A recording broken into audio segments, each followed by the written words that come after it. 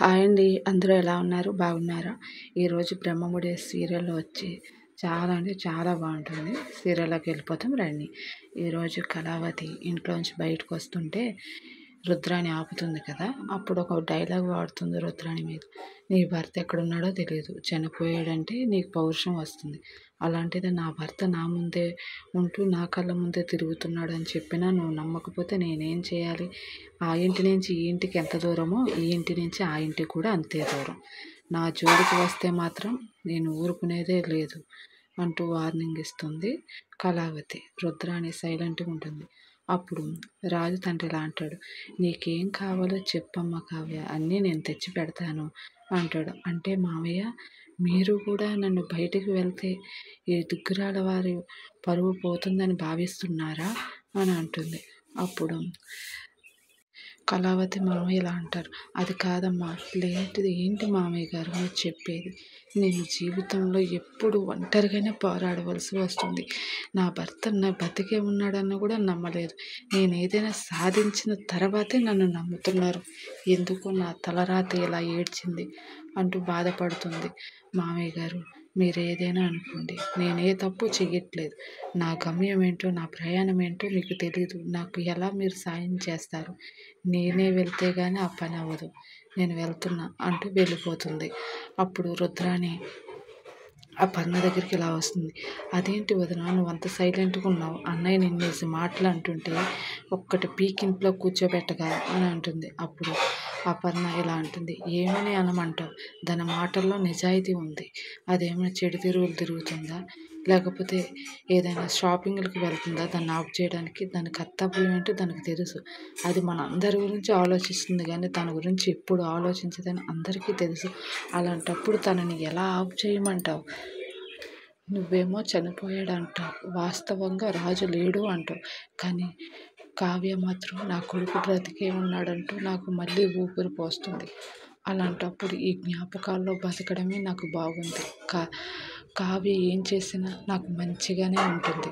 తన దారిలో తనని వెళ్ళని అనేసి అంటుంది. అప్పుడు బామ్మగారు రుద్రాణిని ఎలా అంటారు, నువ్వెందుకు ప్రతిసారి కళావతితో తిట్టించుకుంటావు? నీకు వేరే పనే లేదా అని అంటుంది.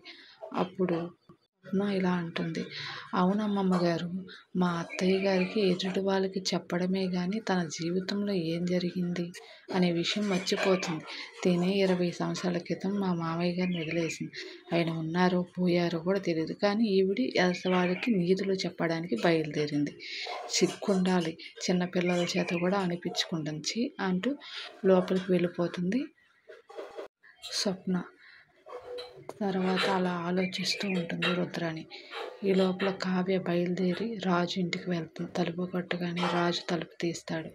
ఇద్దరు కళ్ళల్లో కళ్ళ పెట్టుకుని అలాగే ఒక 10 నిమిషాలు కూడా అలా చూస్తూ ఉంటారు. అప్పుడు మీరా, ఏంటి ఇక్కడ అంటాడు రామ్. అయ్యో సారీ, లోపలికి రండి, లోపలికి వచ్చి కూర్చోండి, మా ఇంటి అడ్రస్ మీకు ఎలా దొరికింది, రండి కూర్చోండి అంటూ మాట్లాడిస్తాడు. ఈ లోపల రాజు ఆంటీ వస్తుంది.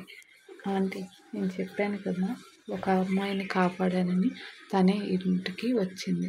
అవునా అమ్మ, నమస్తే ఆంటీ అంటుంది కళావతి. నమస్కారం అమ్మ. రామ్ అంటాడు, ఆంటీ తనకి ఒక టీ పెట్టిస్తారా? సరే రామ్, తీసుకొస్తానంటూ వెళ్తుంది. ఈ ఇల్లు మీదేనా అని అడుగుతుంది కళావతి. అప్పుడు లేదండి, మా ఆంటీ వాళ్ళది అంటాడు. ఓ అలాగా, ఇల్లు చాలా బాగుంది అంటూ ఇంటివైపు అలా చూస్తూ మాట్లాడుతుంది కళావతి. తర్వాత రామ్ అంకుల్ కూడా వస్తారు. ఎవరమ్మా? అదే మా అంకుల్, నేను కాపాడానని చెప్పాను కదా తనే. ఓ ఆ అమ్మాయా, బాగున్నావమ్మా అని అడుగుతారు అంకుల్. బాగున్నా అంకుల్, నమస్కారం అంకుల్ అంటుంది. సరే అమ్మా, కూర్చో, కాఫీ తాగు. ఈ లోపల యామిని మెట్లు దిగుతూ వస్తూ రామ్ తనతో సరదాగా మాట్లాడడం చూసి షాక్ అవుతుంది. ఎవరు ఈవిడ, ఎందుకు ఇక్కడికి వచ్చింది అని.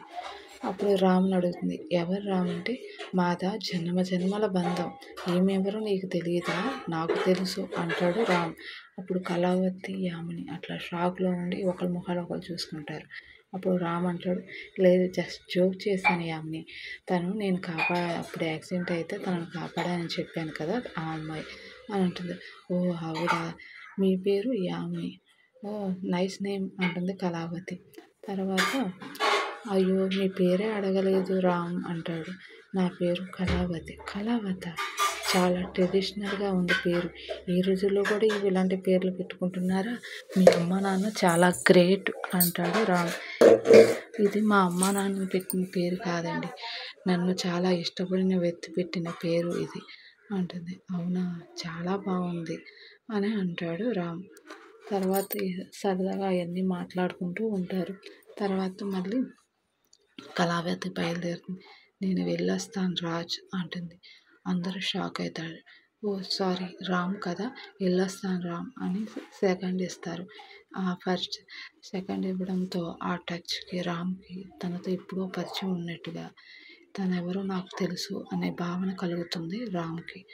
అప్పుడు కళావతి అలా వెళ్తూ ఉంటుందిగా, అప్పుడు ఆంటీ అంటారు, అదే అండి రామ్ ఆంటీ అంటే, టిఫిన్ చేసి వెళ్దువా అమ్మ అంటే, లేదండి అర్జెంటుగా పని ఉంది వెళ్ళాలి అని అంటాడు. అప్పుడు యామిని ఇలా కోపంగా అమ్మన్నాడు, తనకు అర్జెంట్ పని ఉందంటుంది కదా మమ్మీ, ఇప్పుడు తనను ఆపు చేయడం ఎందుకు, వెళ్ళని అంది. కళావతి ఇలా అంటుంది. సరే ఆంటీ మరొకసారి వచ్చినప్పుడు అప్పుడు టిఫిన్ తింటాను, ఇప్పుడు వెళ్ళొస్తాను ఆంటీ అని అంటుంది. సరే అమ్మా అంటే ఎల్లకి అలా వెనక్కి తిరిగి చూస్తూ వెళ్తూ ఉంటుంది కళావతి.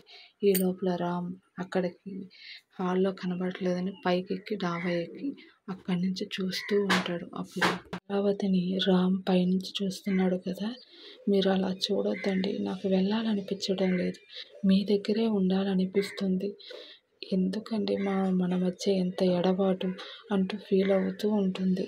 అప్పుడు రామ్ కూడా తినెవరు వెళ్ళిపోతుంటే నా మనసు ఎందుకు బాధపడుతుంది, తనతో ఎప్పుడో పరిచయం ఉన్నట్టుగా, తనతో కలిసి ఉన్నట్టుగా ఆ అనుభూతి అంతా నాకు కలుగుతుంది, ఏంటి ఇదంతా అంటూ రామ్ ఆలోచిస్తూ ఉంటాడు.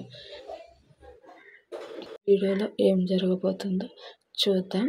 ఈ లోపల మన ఛానల్ చాలామంది చూస్తున్నారు కానీ సబ్స్క్రైబ్ చేయడం లేదు.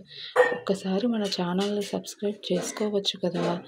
అలాగే నిన్నటి అడిగిన పొడుపు కథకి ఎవరు సమాధానం చెప్పలేదు, మీకు తెలియదా? అదేనండి, చెయ్యని కుండ పొయ్యని నీళ్ళు వెయ్యని సున్నం అంటే కొబ్బరికాయ. వీడియో వస్తే లైక్ చేయండి, మన ఛానల్ని ఫాలో అవ్వండి. బాయ్.